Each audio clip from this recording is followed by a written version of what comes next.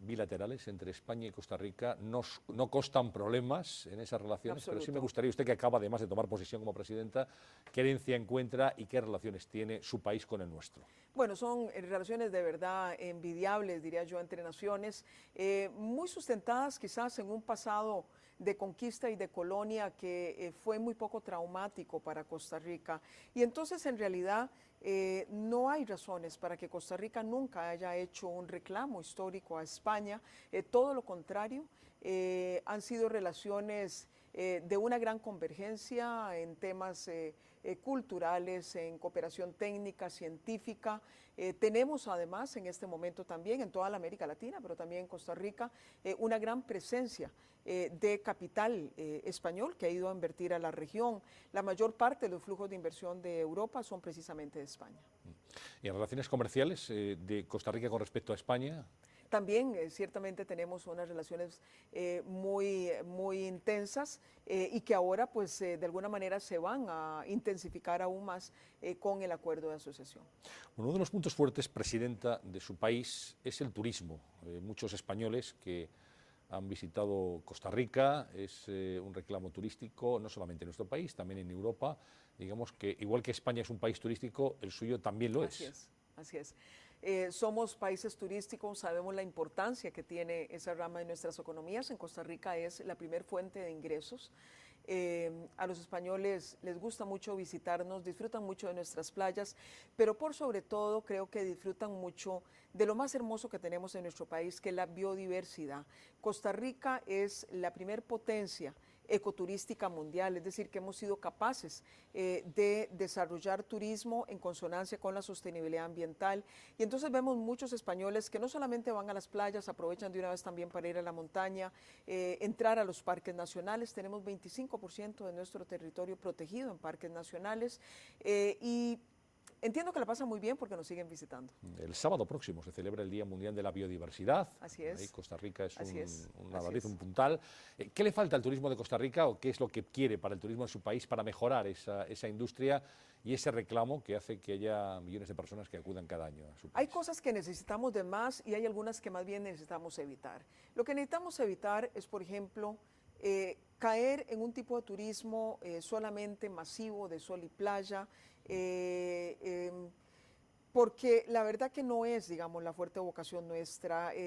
La cantidad, digamos, de dinero que deja ese tipo de turismo es muy poca, los encadenamientos que se producen son muy escasos y además también llevan mucha tentación de otro tipo, digamos, de problemas. Así que ese no es el turismo necesariamente para el cual tenemos vocación. Queremos seguir incentivando el ecoturismo, que en realidad es donde tenemos nuestra principal apuesta.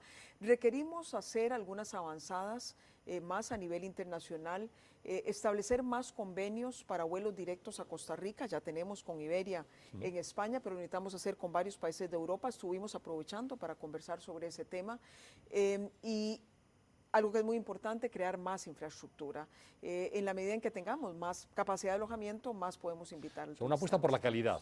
Sin lugar a dudas. La calidad basada sobre todo en el tema de la sostenibilidad y la responsabilidad social, que también es muy importante. Cuando hablaba del turismo de sol y playa, digo que ahí España podría aportarles experiencia en lo que ha sido y cómo se ha transformado todo el sector turístico español justamente buscando la excelencia. Así es, así es. De hecho, quiero decirle que muchas de las grandes cadenas españolas están presentes en nuestro país. Meliá está presente con muchos de los hoteles en las playas de Costa Rica y han llevado todo un expertise que ha sido muy importante para nosotros. Bueno, decía algo interesante hace unos minutos, decía, o Costa Rica, bueno, América Latina en general, o exporta sus productos o exporta a las personas que buscan trabajo.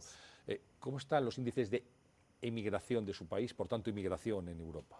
Bueno, afortunadamente Costa Rica es de los países de la América Latina que menos personas expulsa, más bien somos un receptor neto de inversión, de inmigración, especialmente del norte de nuestra frontera, que es Nicaragua.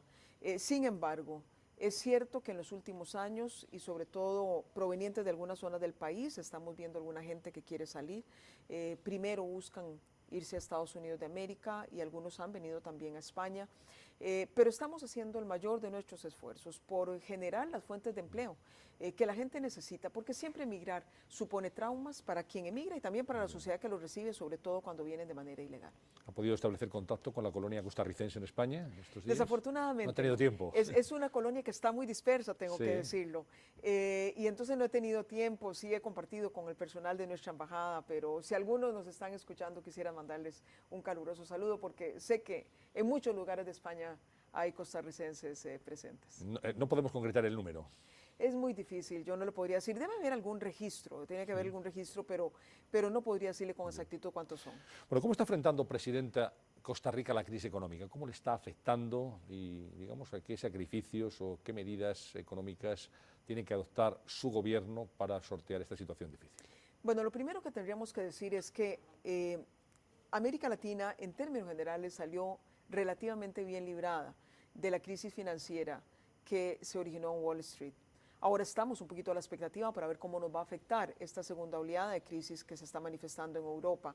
Salimos relativamente bien en primer término porque aprendimos las lecciones de la crisis de la deuda externa de los años 80. Tenemos sistemas financieros bastante bien blindados. Ese es el caso de Costa Rica. Nos afectó, sin embargo, en la desaceleración un poco económica que vivieron estas economías. Nuestros productos de exportación cayeron. ¿El turismo también? El turismo también. Nos duplicó la tasa de empleo, pasamos de 4% a 8%, que la tenemos hoy. Sin embargo, por ejemplo, cuando analizamos algunas cifras macroeconómicas, déficit fiscal, la deuda interna, sigue siendo comparable con Estados Unidos y Europa una cosa relativamente contenida. Algo que también hicimos fue blindar a los sectores más vulnerables con más política social, con más transferencias, para que fuesen sectores que no fuesen golpeados de manera particular. Bueno, estamos hablando con una presidenta que acaba de tomar posesión hace 10 días, 11 días. ¿No? O sea, está usted recién llegada al cargo, ha sido, me imagino, el primer viaje oficial como presidenta de Costa Rica, fuera de su país, a España. Así es, como decimos en Costa Rica, no me habían dejado ni calentar la silla cuando ya tuve que tomar el avión. Vinimos no solamente porque nos encanta venir a España, pero sino sobre todo porque de verdad concretar el acuerdo de asociación era muy importante, pero apenas estamos estrenando la presidencia. Bueno, ¿cuáles son las prioridades? Bueno, vamos a ver, en realidad un gobierno tiene que procurar que su país se desarrolle de la manera más balanceada posible. En ese sentido, tenemos prioridades en distintos flancos, pero por sobre todo, tenemos el gran reto de enfrentar un problema que se está carcomiendo toda América Latina, que es el problema de la violencia, de la inseguridad, del crimen, producto de dos factores. Primero, una carencia de oportunidades de la gente joven, que entonces al no tener educación, trabajo, a veces busca irse para el lado de la criminalidad. Y en segundo término, la presencia del crimen organizado, que por razones del narcotráfico se expresa con muchísima intensidad en América Latina. Ese quizás es uno de los mayores desafíos que tenemos. ¿También en su país? Desgraciadamente, nunca jamás con, digamos, los niveles tan dramáticos con que se ha